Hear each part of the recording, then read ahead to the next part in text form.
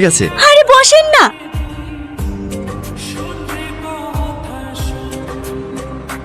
আর কলকাতা যাবেন না?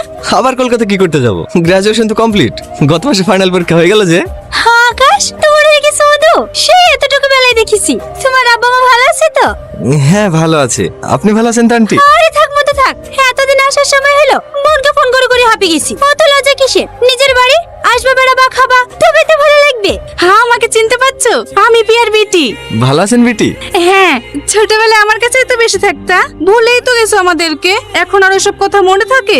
না না বেটি, কলকাতা ছিলাম তো, বাড়িও তো সেভাবে আসা হয় না। কেন মাঝখানে বাড়ি এসেছিলা? এত করে বললু, দুদিন এসে বেরিয়ে গেলে হতো না? আকাশ চলে এসছে। ভালো আছে বাপ? হ্যাঁ আঙ্কেল, আপনি ভালো আছেন? হ্যাঁ।